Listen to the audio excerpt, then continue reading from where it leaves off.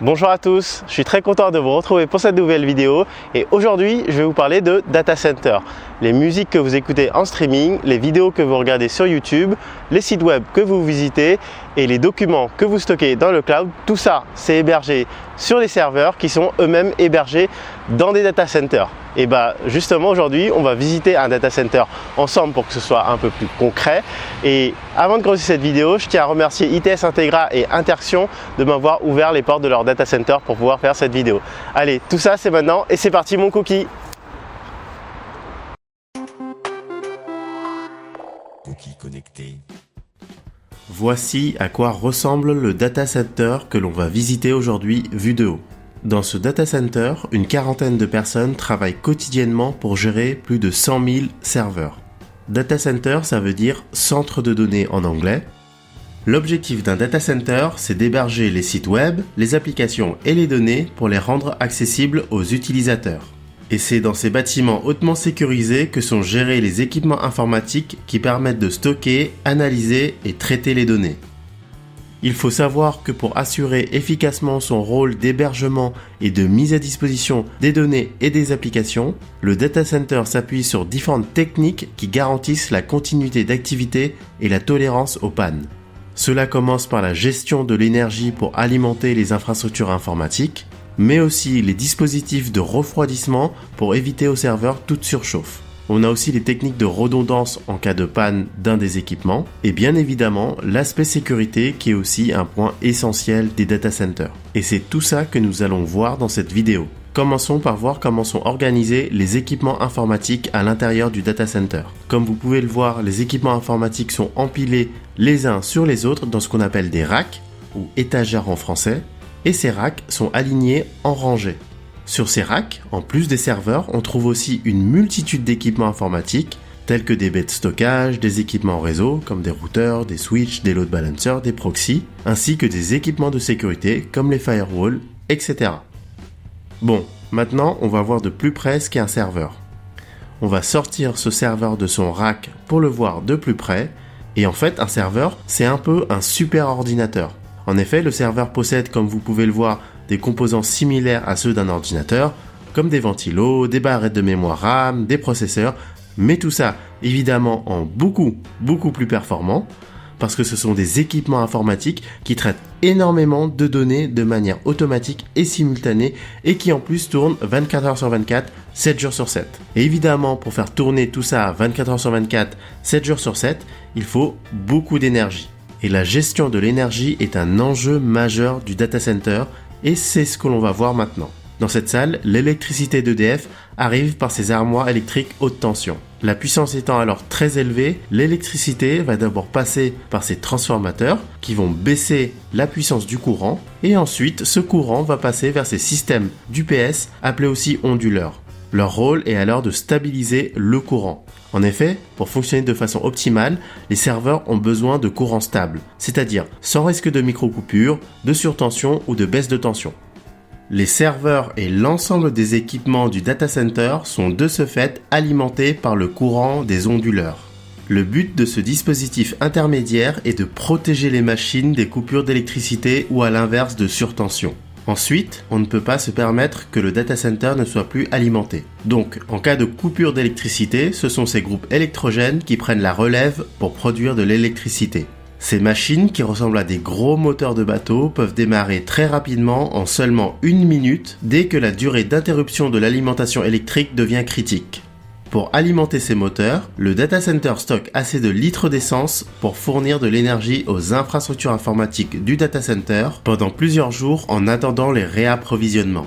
Et dans le cas où on aurait une coupure franche d'électricité d'EDF, ce sont ces batteries situées dans une autre salle qui vont prendre le relais pour alimenter les onduleurs en attendant que les groupes électrogènes démarrent et prennent le relais pour alimenter les onduleurs. Pour résumer un peu tout ça, le courant électrique qui vient d'EDF passe par les UPS. Les UPS vont transformer ça en courant stable qui va ensuite alimenter les serveurs. En cas de coupure du courant d'EDF, les groupes électrogènes démarrent mais ont besoin de 1 minute avant d'alimenter les UPS.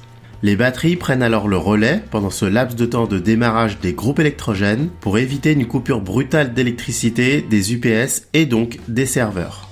C'est avec ces dispositifs que les data centers sont capables de fournir une alimentation sans interruption et de qualité, essentielle pour faire tourner tous ces équipements informatiques pour gérer vos données. Ensuite, comme les équipements informatiques tournent 24h sur 24 et 7 jours sur 7, parce que oui, vos applications et vos données doivent être disponibles tout le temps, ils vont générer énormément de chaleur. Et un enjeu majeur du data center est de refroidir ces équipements informatiques pour éviter qu'ils ne surchauffent et tombent en panne. Pour cela, les data centers sont équipés de systèmes de refroidissement. Et ce refroidissement peut se faire par air ou par eau. Par eau, on parle bien principalement du système de climatisation. Dans ces salles, une température est maintenue entre 23 et 26 degrés, parce qu'une température stable est indispensable au bon fonctionnement de tous ces équipements informatiques. Ensuite, les data centers utilisent l'air de façon intelligente pour refroidir les serveurs. L'air froid arrive au travers des dalles perforées du faux plancher. Cet air frais va passer à travers les racks des serveurs qui sont dans les allées froides, qui vont donc absorber l'air froid et le rejeter en air chaud à l'arrière dans les allées chaudes. Et cet air chaud est ensuite évacué. Ce système d'allées froides confinées sépare donc physiquement les zones froides et chaudes des différentes rangées des baies informatiques. Dans ce data center, on a sur le toit un ensemble de groupes froids qui ont pour objectif de refroidir l'eau qui va être ensuite envoyée vers les systèmes de climatisation. Sachez que pour économiser de l'énergie, le data center peut avoir recours au free cooling ou refroidissement libre en français. Le principe, c'est d'utiliser le froid extérieur pour optimiser et aider le système de refroidissement du data center et donc réduire son besoin d'énergie. Le free cooling est très efficace en hiver ou la nuit. En effet, en hiver ou la nuit, quand les températures sont basses, les groupes froids n'ont plus besoin d'électricité pour maintenir l'eau à bonne température dans le circuit d'eau glacée. C'est aussi le cas quand l'eau du réseau de la ville est déjà assez froide pour jouer directement son rôle de refroidissement, c'est-à-dire quand l'eau est entre 9 et 10 degrés. Le data center utilise aussi un centre de traitement de l'air. C'est cette grosse machine que vous voyez au centre. Elle récupère l'air froid, le traite, le purifie afin qu'il puisse alimenter directement les salles serveurs pour refroidir les équipements informatiques.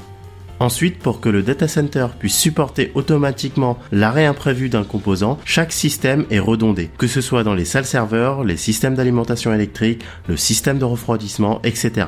Ainsi, si un composant informatique tombe en panne, l'autre prend le relais. Ce qui permet de changer la pièce défaillante sans arrêter le service tant que les deux ne tombent pas en panne en même temps. Et parfois, c'est le data center lui-même qui est redondé. En effet, certaines entreprises veulent que leur application soit hébergée sur des data centers dans des régions, des pays, voire même des continents différents pour plus de précautions. Ensuite, sachez que le data center est un site hyper sécurisé. Vous ne pouvez pas rentrer comme ça et accéder aux serveurs et aux données hébergées.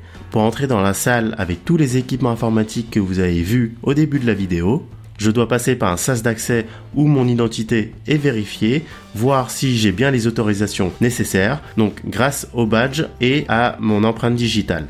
Sachez qu'en ce moment, donc à l'entrée, mon poids est pesé et qu'à la sortie, mon poids sera repesé pour être sûr que je n'embarque rien. Et de façon générale, avant les différentes salles qu'on a vues durant cette vidéo, un badge est nécessaire avec des autorisations spécifiques. Et évidemment, il y a des caméras qui surveillent les différentes parties du data center. L'ensemble du site est supervisé et une équipe tourne 24h sur 24, 7 jours sur 7 pour surveiller les différentes salles où l'on retrouve des alertes dès qu'une anomalie est détectée. Que ce soit par exemple au niveau du système de refroidissement, coupure d'énergie, alerte incendie, mais aussi vol, intrusion, etc. Et bien voilà, cette vidéo est finie. J'espère qu'elle vous a plu et j'espère qu'elle vous a aidé. Si c'est le cas, comme d'habitude, mettez un pouce bleu. Si ce n'est pas déjà fait, abonnez-vous. Donnez-moi votre avis dans les commentaires et nous, on se dit à bientôt. Ciao!